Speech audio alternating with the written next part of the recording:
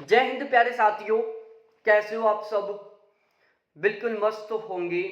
You Victor classes YouTube channel पर आप सभी का बहुत बहुत स्वागत है। आज का ये वीडियो आप सभी कैंडिडेटों के लिए बहुत ज़्यादा महत्वपूर्ण होने वाला है। अभी जो री एग्ज़ाम हुआ था जून 2024 वाला, जिसमें 21 अगस्त, 22 अगस्त और 23 अगस्त को जो एग्ज़ाम हुए थे, उन सभी की यूजीसी के द्वारा प्रोविजनल आंसर की जारी कर दी गई है। 3 दिन में टोटल कुल मिलाकर 6 शिफ्टों में एग्ज़ाम कंप्लीट हुआ था। आज के इस वीडियो में ये जो 6 शिफ्ट में जो एग्ज़ाम हुआ है, जिसकी आंसर की आ चुकी है, उसके फर्स्ट पेपर का हम इस वीडियो में एनालिसिस करने वाले हैं कि इन 6 शिफ्टों में फर्स्ट पेपर के पेपर का लेवल क्या था, क्वेश्चन कहाँ से बने हैं, अकॉर्डिंग टू सिलेबस कितने क्वेश्चन आए हैं और कितने क्वेश्चन ऐसे थे जो आउट ऑफ सिलेबस आए हैं। इन 6 शिफ्टों में जो क्वेश्चन है वो कहाँ से आए थे, पेपर का लेवल क्या था, किस यूनिट से कितने क्वेश्चन आए थे। इस तरीके के बहुत सारे अलग अलग प्रकार के क्वेश्चनों का हम यहाँ पर डिस्कशन करने वाले हैं और ये वीडियो आपके लिए बहुत ज़्यादा महत्वपूर्ण होने वाला है यदि आप दिसंबर 2024 में जेआरएफ क्वालिफाई करना चाहते हैं।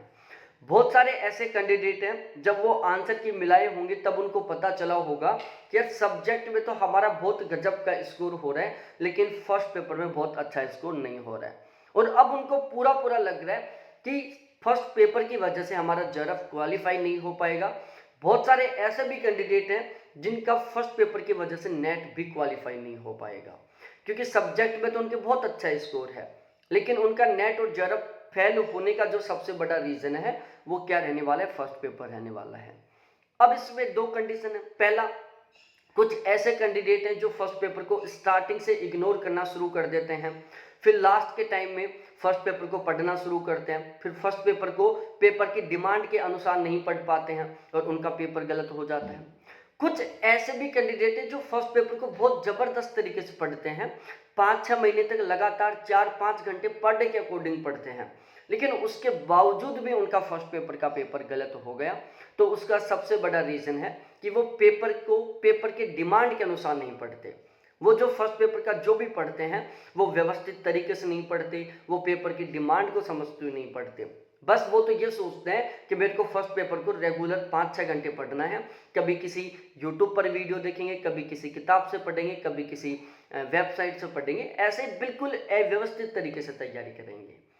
और मैं कहना चाहूँगा, यदि आप इन 6 शिफ्टों के पेपर को देखोगे या पिछले 2-3 साल के पेपर उठा के देखोगे, तो फर्स्ट पेपर को 3-4 महीने पढ़ने की ज़रूरत है, वो भी पर डे केवल 2-3 घंटे। यदि आप 3-4 महीने तक पर डे केवल 2-3 घंटे पढ़ लेते हो ना, तो फर्स्ट पेपर में गारंटी के साथ कह रहा हूँ आप बहुत गजब का स्कोर कर लोगे। बस फर्स्ट पेपर को आपको एक व्यवस्थित तरीके से पढ़ना है, पेपर की डिमांड के अनुसार पढ़ना है। तो अब हम अपने इस वीडियो की शुरुआत करते हैं। मैं अजय शर्मा, ज्योग्राफी सब्जेक्ट से मेरा लगातार 3 बार जेआरएफ क्वालिफाई है। ओवरऑल सेकंड रैंक के साथ मैंने जेआरएफ क्वालिफाई किया है। ठीक है, तो अब हम अपने इस वीडियो की शुरुआत करते हैं। देखो, जो टोटल 50 क्वेश्चन थे उनमें से लगभग 40 क्वेश्चन थे जो बिल्कुल अकॉर्डिंग टू सिलेबस आए हैं और लगभग 10 क्वेश्चन थे जो आउट ऑफ सिलेबस आए हैं। आप पिछले 2-3 साल का पेपर उठा के देख लो, बिल्कुल सेम सिनेरियो चल रहा है।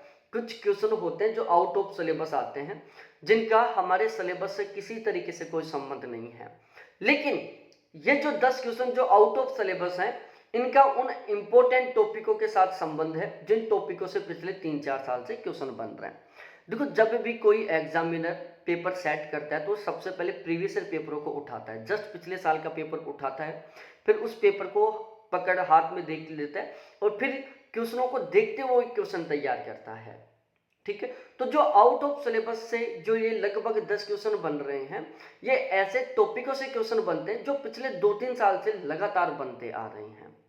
तो यदि आपने उन इंपॉर्टेंट टॉपिकों को बहुत अच्छे तरीके से कवर किया है जो आउट ऑफ सिलेबस है, लेकिन वहां से हमारे एग्जाम में लगातार क्वेश्चन बन रहे हैं, तो ये भी आपके ठीक हो गए होंगे। पेपर के लेवल की बात की जाए, देखो पेपर का जो ओवरऑल लेवल था वो मॉडरेट टू टफ लेवल का था। सिलेक्टेड टॉपिकों से क्वेश्चन बने हैं, सिलेक्टेड मेथड के क्वेश्चन बने हैं, सिलेक्टेड पैटर्न पर क्वेश्चन बना है। पैटर्न में, क्वेश्चन के मेथड में, क्वेश्चन के सिलेक्टेड टॉपिकों में किसी तरीके से कोई बदलाव नहीं किया। और मॉडरेट टू टफ लेवल का तो पेपर बनेगा ही बनेगा, क्योंकि आप नेट जेआरएफ की तैयारी कर रहे हो, आप जेआरएफ क्वालिफाई करना चाह रहे हो, ठीक है, आप टॉप 1% में आना चाह रहे हो। अब हम बात करते हैं किस यूनिट से कितने क्वेश्चन आए। देखो, टीचिंग एप्टीट्यूड से लगभग 5-6 क्वेश्चन थे, रिसर्च एप्टीट्यूड से लगभग 6-7 क्वेश्चन थे, लॉजिकल रीजनिंग से लगभग 7-8 क्वेश्चन थे, और कम्युनिकेशन से लगभग 2-3 क्वेश्चन थे, ठीक है। इन चारों यूनिटों से जो ज्यादातर क्वेश्चन आए थे वो अंडरस्टैंडिंग टाइप के आए थे, ठीक है, वो कॉन्सेप्ट टाइप के आए थे।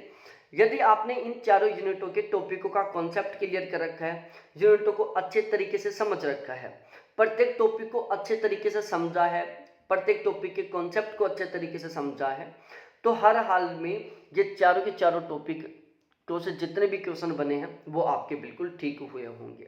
देखो, ये 4 ऐसे यूनिट हैं जिनमें जरूरी नहीं है कि आप बहुत जबरदस्त तरीके से पढ़कर जाओगे तो ही क्वेश्चन ठीक करोगे। इन 4 यूनिट के क्वेश्चनों को ठीक करने के लिए सबसे ज्यादा जरूरी है कि आपका अंडरस्टैंडिंग लेवल क्या है। यदि आपका सोचने समझने का जो तरीका है, आपका जो सोचने समझने का लेवल हो, यदि बहुत बेहतरीन है, तो 100% आप यहाँ पर सभी के सभी क्वेश्चनों को ठीक कर सकते हो। तो इन 4 यूनिटों से जो क्वेश्चन आए वो अंडरस्टैंडिंग बेस के आए हैं, समझने वाले क्वेश्चन आए हैं। आईसीटी, ईवीएस और हायर एजुकेशन, ये 3 वो यूनिट है जहां से फैक्चुअल टाइप के क्वेश्चन आए थे, करंट अफेयर टाइप के क्वेश्चन आए थे, ठीक है। रीजनिंग, मैथ, डीआईआरसी, यहाँ से जो क्वेश्चन आए हैं प्रैक्टिस टाइप के क्वेश्चन आए हैं। यदि इन टॉपिकों की आप बेहतरीन तरीके से प्रैक्टिस किए हो, एक अच्छे लेवल के क्वेश्चनों के साथ प्रैक्टिस किए हो, तो यहाँ पर आपका 100% स्कोर रहा होगा। क्योंकि फर्स्ट पेपर में केवल ये 3 ऐसे यूनिट है, रीजनिंग मैथ वाली एक यूनिट, डीआई और आरसी, जहां पर आप 100% स्कोर कर सकते हो। जिन कैंडिडेटों का फर्स्ट पेपर में बहुत अच्छा स्कोर होता है उसका सबसे बड़ा रीजन होता है कि उनका रीजनिंग, मैथ, डीआई, आरसी बहुत गजब तरीके से तैयार रहता है। रीजनिंग, मैथ और डीआई के जो क्वेश्चन आए वो बिल्कुल सेलेक्टेड टॉपिकों से आए हैं और सेलेक्टेड पैटर्न से क्वेश्चन बना है, ठीक है। तो यदि आपने पुराने 2-3 साल के पेपरों का अच्छे तरीके से एनालिसिस किया है, पुराने 2-3 साल के पेपरों को अच्छे तरीके से देखा है, पढ़ा है, तो आप, मैं गारंटी के साथ कह रहा हूं, आपका बहुत गजब का स्कोर होने वाला है। आपने बहुत गजब तरीके से पेपर को अटेम्प्ट किया है, ठीक है। अब हम सबसे मेन टॉपिक पर बात करें कि अब जो दिसंबर 2024 वाला एग्जाम होने वाला है दिसंबर में, इसके लिए हम फर्स्ट पेपर की किस तरीके से तैयारी करें ताकि फर्स्ट पेपर में हमारे 40+ क्वेश्चन ठीक हो जाएं। तो यहाँ पर फर्स्ट पेपर में 40+ क्वेश्चन ठीक करने के लिए हमने एक फर्स्ट पेपर का गारंटी बैच शुरू किया है। हमारा ये जो फर्स्ट पेपर का गारंटी बैच है, इसका टारगेट है कि हमें कैसे भी करके फर्स्ट पेपर में कम से कम 40+ क्वेश्चन ठीक करना है। और यहाँ पर मैं गारंटी ले रहा हूँ कि चाहे पेपर का लेवल कैसा भी क्यों ना हो, चाहे बहुत टफ लेवल का पेपर हो, चाहे मॉडरेट लेवल का पेपर हो, चाहे इजी लेवल का पेपर हो, कम से कम 40+ क्वेश्चन हमारे बैच के कंटेंट से मिलेंगे, इस बात की यहाँ पर मैं गारंटी ले रहा हूँ, ठीक है। 40+ क्वेश्चन एज इट इज मिलेंगे। ये जो पेपर हुए हैं इसमें 40+ क्वेश्चन मिले हमारे बैच के कंटेंट से। अभी रिजल्ट आने दो, मैं बाकायदा बहुत सारे ऐसे कैंडिडेट हैं जो हमारे बैच में थे, उनका फर्स्ट पेपर बहुत गजब का हुआ है और उन्होंने केवल 2-3 घंटे फर्स्ट पेपर को पढ़ा है, उसके बावजूद उनका गजब का स्कोर हुआ है। वो लोग आपको बताएंगे यहाँ पर डायरेक्टली इसी यूट्यूब के माध्यम से, वो अपनी पढ़ने की जो स्ट्रेटेजी वो आपके साथ शेयर करेंगे, ठीक है। और हमारा ये जो फर्स्ट पेपर का गारंटी बैच है, इसमें हमने टारगेट लिया कि जो मात्र 100 दिन का समय बचा हुआ है, इस 100 दिन की तैयारी में रेगुलर 2-3 घंटे पढ़कर हम फर्स्ट पेपर में 40+ क्वेश्चन का स्कोर करेंगे। क्योंकि मेरे अकॉर्डिंग यदि आप फर्स्ट पेपर को रेगुलर 5-6 घंटे पढ़ रहे हो तो कोई मतलब नहीं है भाई। सब्जेक्ट को ज्यादा पढ़ो, क्योंकि सब्जेक्ट आपके तो लाइफ टाइम काम आएगा। दूसरा, सब्जेक्ट का पेपर 200 नंबर का होता है, फर्स्ट पेपर का पेपर 100 नंबर का होता है, ठीक है ना। तो यदि आप फर्स्ट पेपर को 5-6 घंटे दे रहे हो, सब्जेक्ट को 4-5 घंटे दे रहे हो, तो बिल्कुल गलत कर रहे हो आप। सब्जेक्ट को आप 5-6-7 घंटे दो, फर्स्ट पेपर को आप 2-3 घंटे दो।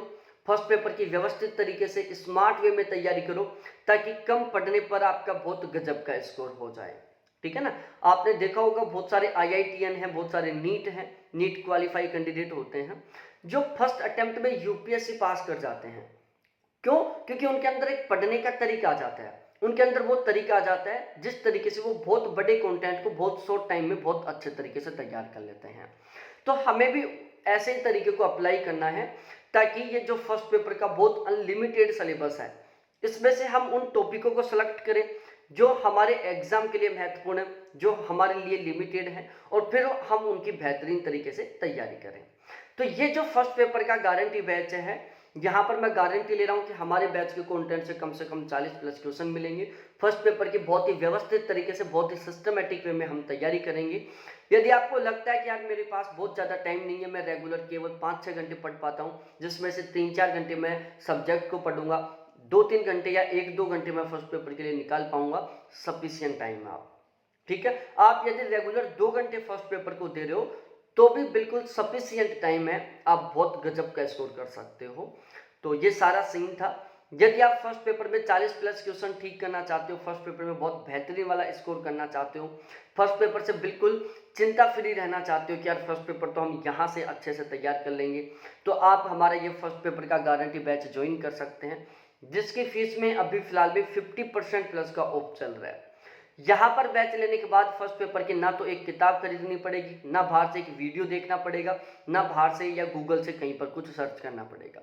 जो मैं प्रोवाइड करवाऊंगा केवल उसको पढ़ लेना, गारंटी के साथ कह रहा हूँ बहुत गजब का स्कोर हो जाएगा, ठीक है। तो बहुत बहुत धन्यवाद आप सभी साथियों को देखने के लिए। Thanks, bye.